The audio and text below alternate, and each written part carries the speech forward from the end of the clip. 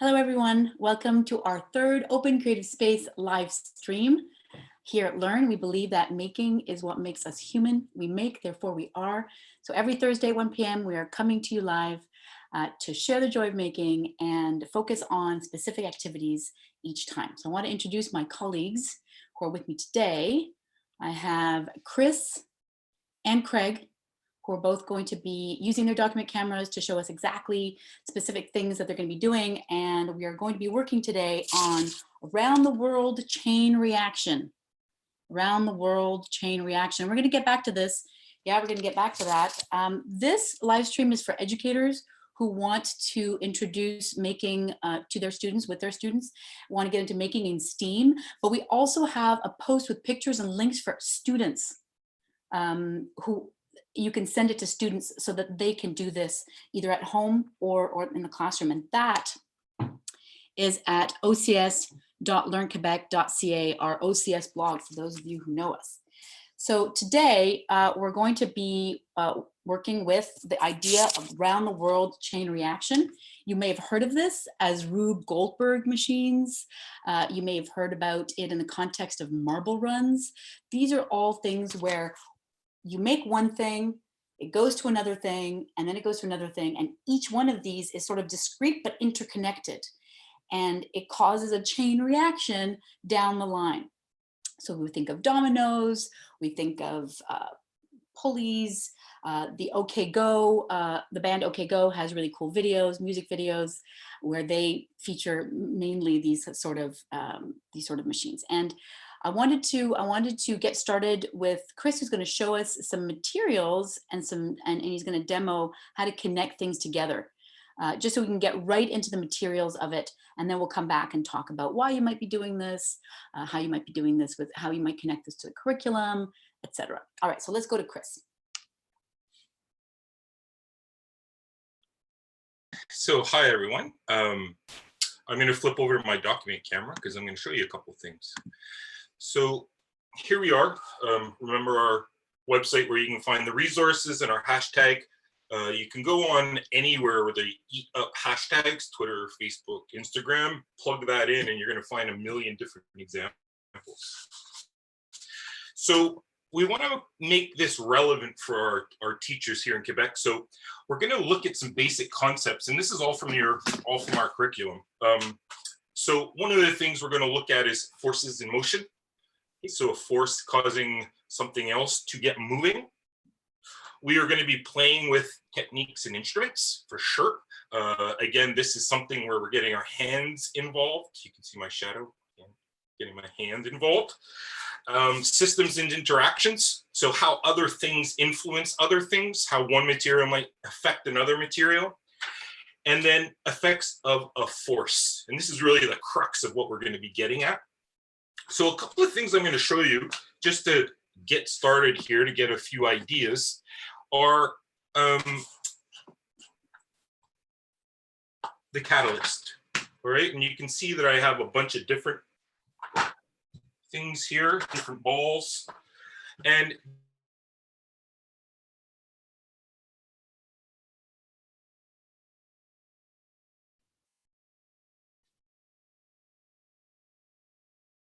Hey, I think that maybe we lost Chris. He seems to be maybe experiencing some technical difficulties.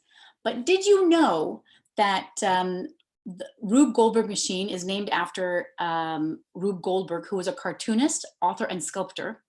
And he made a series of cartoons that were satirical, actually. They were making fun of society's love for technology, that we could no longer do something simple like turning on a light or popping our toast out of the toaster. We had to have very elaborate contraptions for all these things. So while we don't now when we make Rube Goldberg machines, we're not really making fun of technology anymore, although we could. They are a really great way to connect simple machines and to create complex machines out of simple machines. So that sort of answers the question, why? Why would we make a Rube Goldberg machine, or why would we make a chain reaction machine? We do it so we can link together, simple machines into a complex one. Let's go see if Chris is back. Hey there. Hey. Can you hear me? Sorry Yes, about that. Dan. We're in these fickle times of the internet where we rely on one source to solve all our problems. Anyway, Yeah, we had your back. right? So that's what I was saying, is that we really are going to be getting at some of the materials, the foundation material, are these kind of rollies, right? And we can use all different sizes. Whatever kind of ball that you have that will cause emotion is something that we can use, right? And this is just a little bead I found. And also these little cool discs I found, and I can get those to roll as well.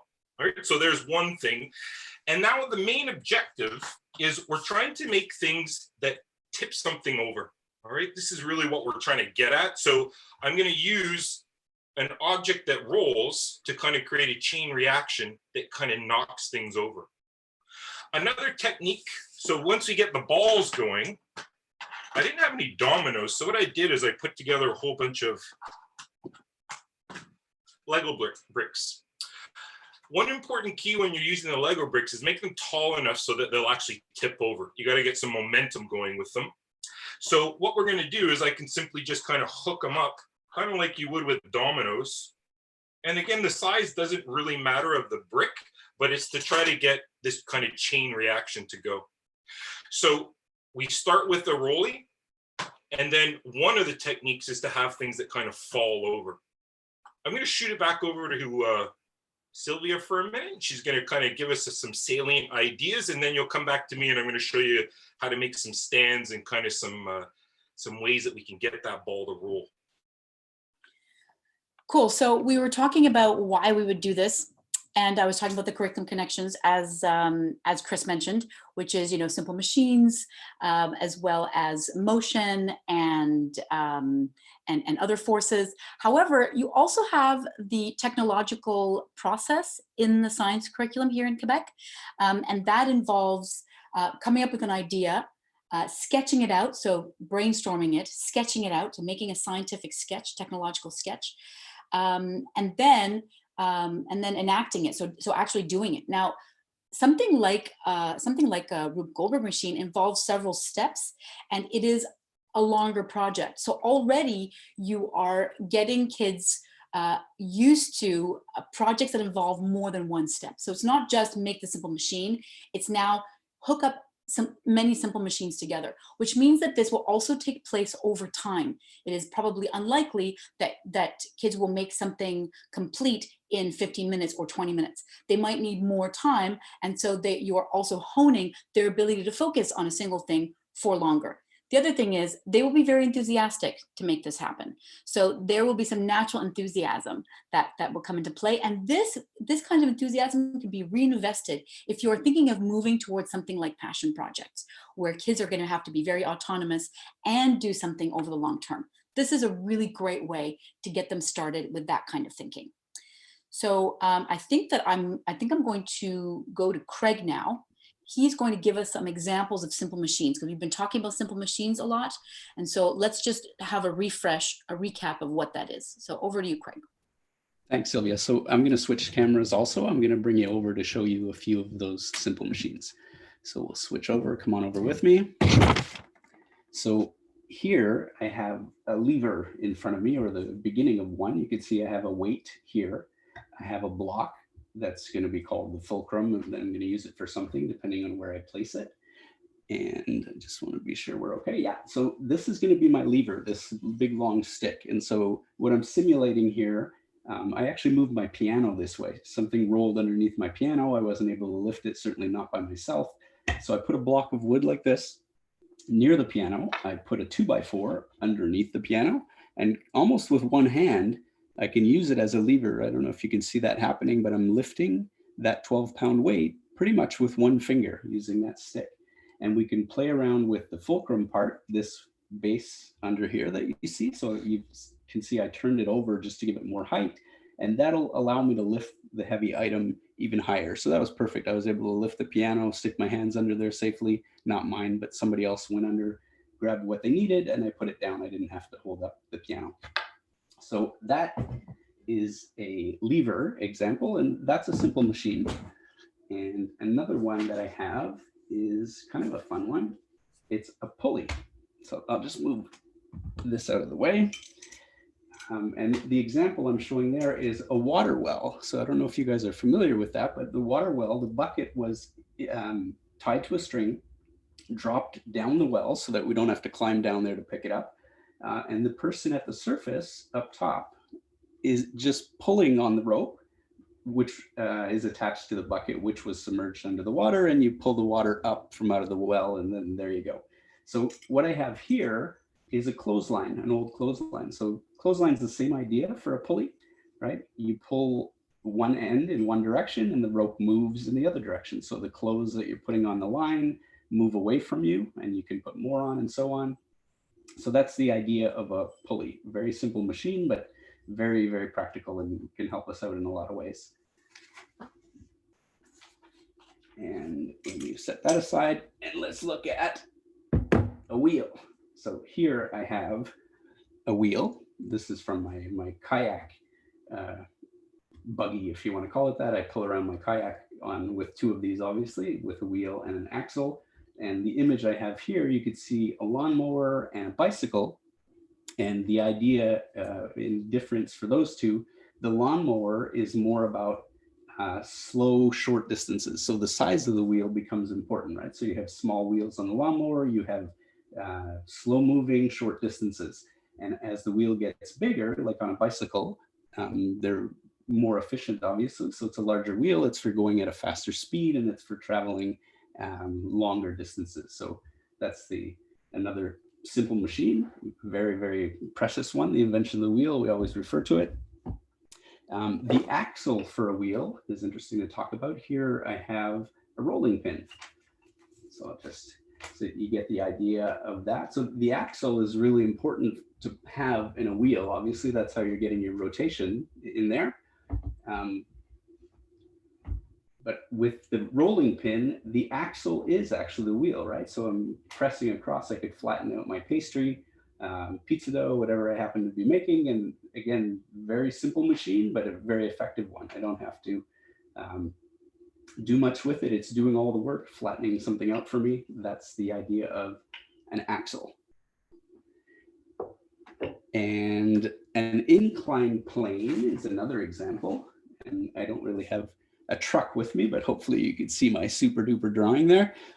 The idea of a moving truck, so moving something up to get up high into a truck is going to take a lot of effort, but putting a plank across there or a ramp, and then if you have a wheelbarrow or your furniture is on a moving buggy, you can roll up that inclined plane quite easily. So you're distributing the forces and the workload according to that. So those are some pretty simple tools, just the basics that I've shown you.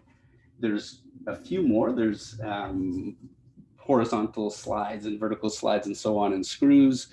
But we're just going to stick to the simple ones. And I just wanted to show you guys something too, is when you put those simple machines together, that's kind of where you have the chain reaction happening. So this is an example of a gumball machine I made with my students some years back. And it's using a lot of things together. So the gravity-fed gumballs are going to go into this applesauce jar that we put in upside down.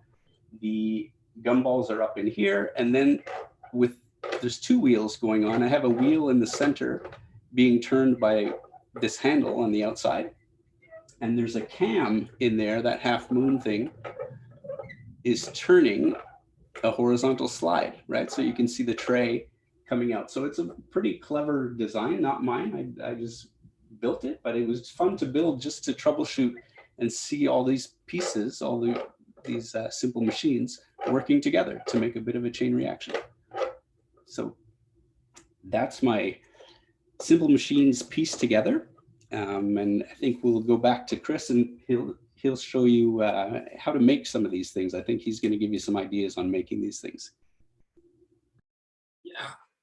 So thanks, Craig. Yeah, simple machines are cool.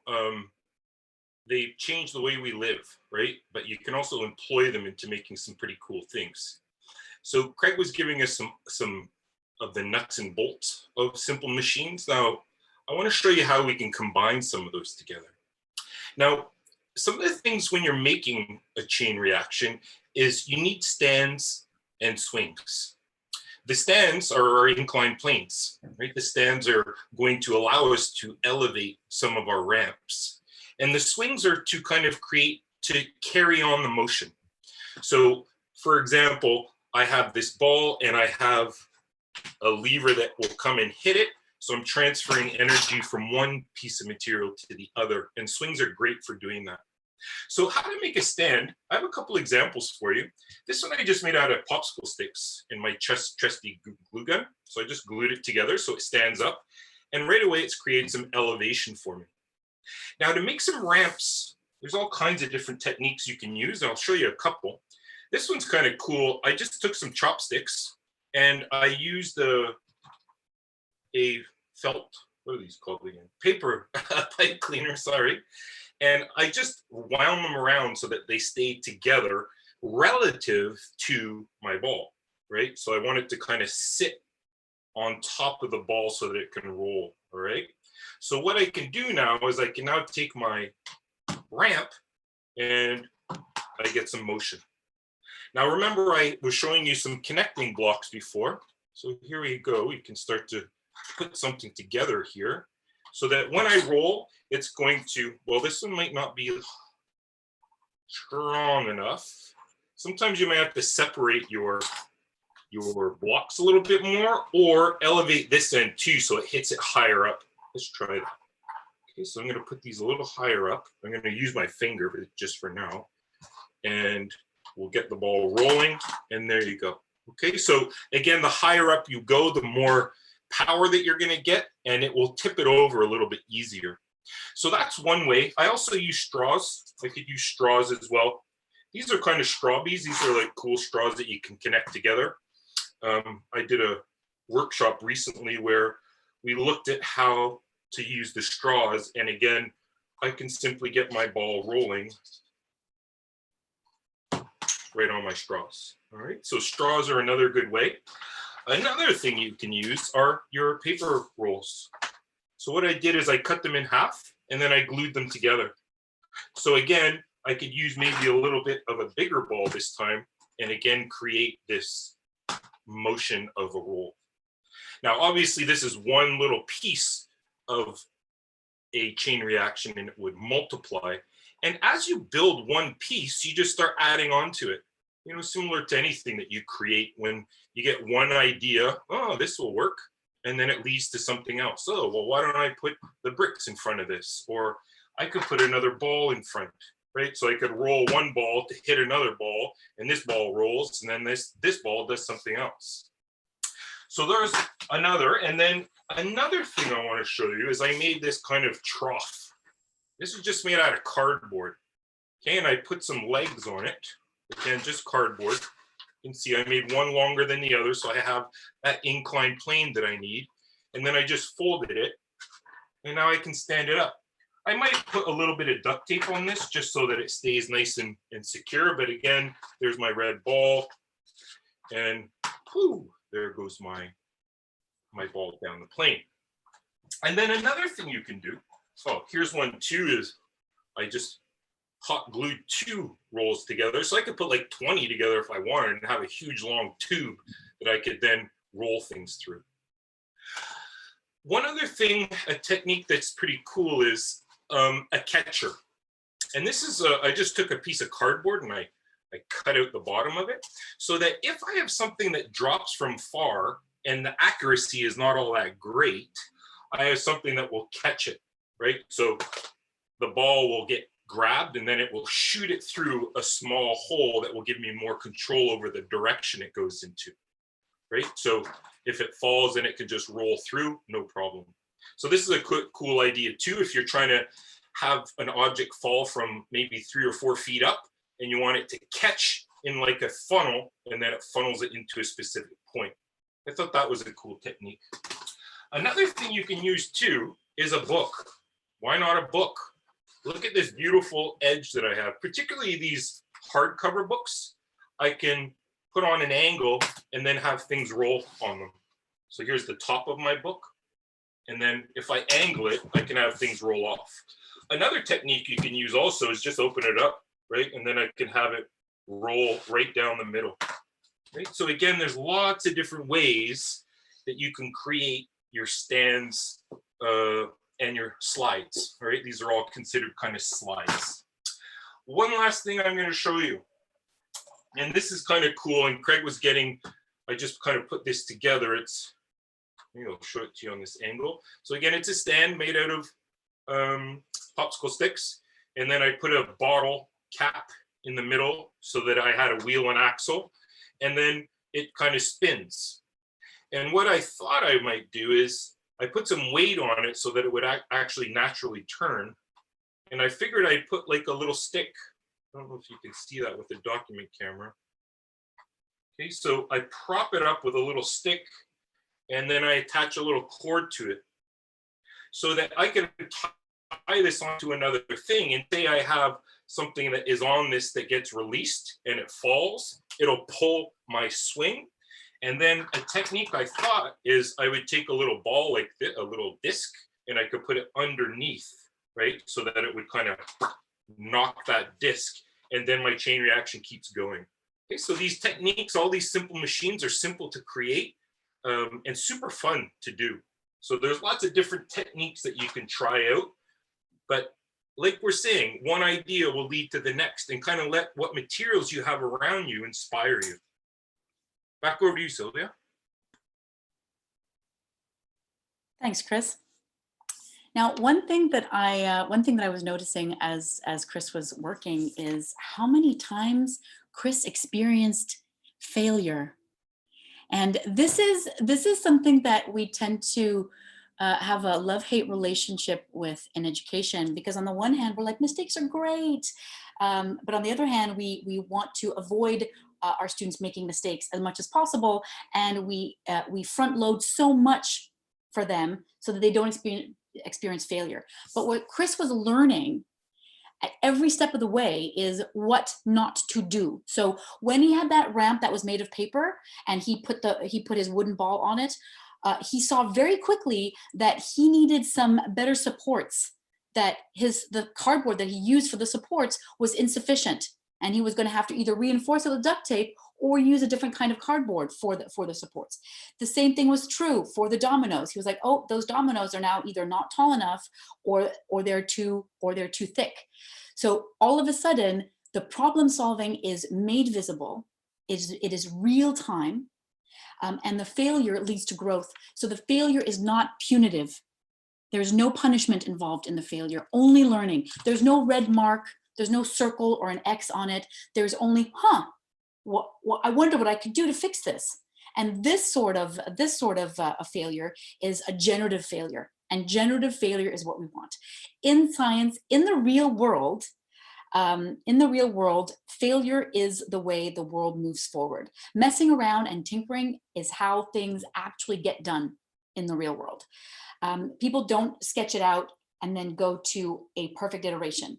They sketch it out, and then as they start to prototype, they see very quickly where they will run into problems when they're actually making their real thing. And that's the other step that's really cool here. All of the stuff that we're doing, all of the stuff that we're telling you about with regards to tinkering, with regards to making, this is all still in the prototype phase.